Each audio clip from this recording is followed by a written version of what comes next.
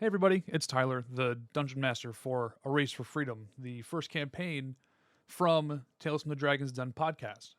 If you haven't listened to it, I recommend it because I'm in it. I wanted to first off again apologize for losing the audio for the what would have been the fourth episode.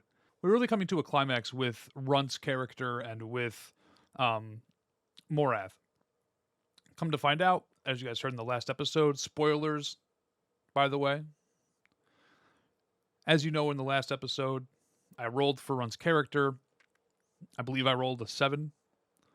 So Runt is canonically 7 years old, making Morath not someone who is a good person. He's a creep.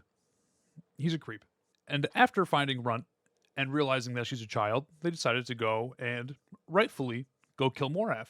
Morath did say that they were going to meet them in the church, and he was there along with Runt's Uncle Adam.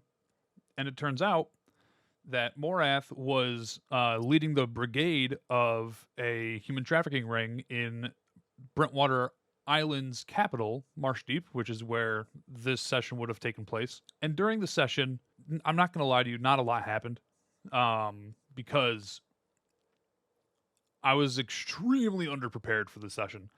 But needless to say is they went up, they talked to Morath, they tried to get information from Morath before killing him. And Runt decided that she was going to take it upon herself, as she was bloodlusted, to kill Morath, now that she had the ability to and the people to back her up, to go ahead and kill her husband. So she went up while they were trying to gather information, and Runt slit his throat. And in the meanwhile, Uncle Adam also died to Runt. Runt was very overpowered in this session. I made a character sheet for Runt, and she was supposed to be just like a ditzy level 1 rogue. I was rolling good that day.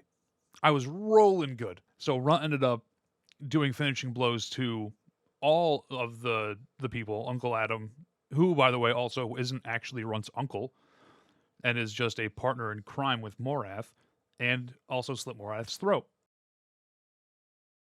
So once they did that, they left.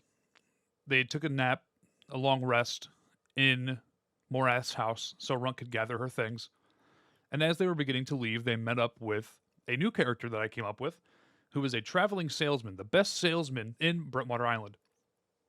His name is Porky Pockets. To give you guys an audible visualization of what Porky Pockets is supposed to look like, he looks like Porky Pig, but dressed up in like a suit, and he has like a bowler hat on, and he has like a rough New York City accent.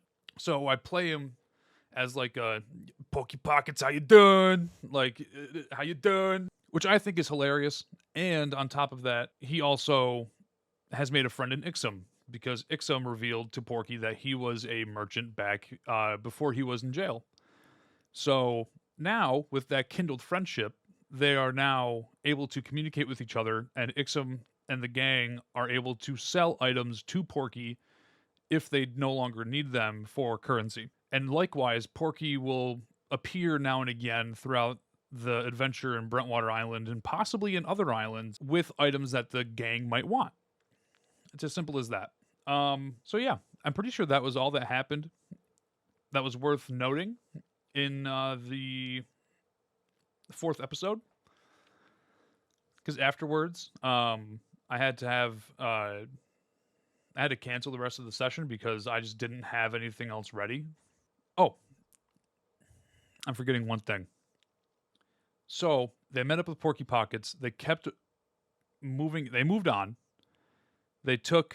They sold all of the swords and all of the extra weapons that they didn't need, and they made their way to New Rench Town, led by Runt, by the way, who is a 7-year-old girl who is ready for an adventure of a lifetime. She is excited. She's ready to continue adventuring with these people because A, they rescued her, and B, she sees an ability to see the world with them, and she doesn't care who they were before they came to rescue her. She looks up to them, and she admires them for who they are. So, upward and onward, she grabbed a map, and she was able to direct them towards New Rench Town, And on the way there, they also heard noises from a group of griffins that were attacking a local horse, and decided to take the long way into the gated area of New Rench Town, and that way they were able to avoid the griffins, because the griffins are super attracted to horses, not in that sexual way, but in like the griffins love to eat horses. That's like their number like one like primary like desired food.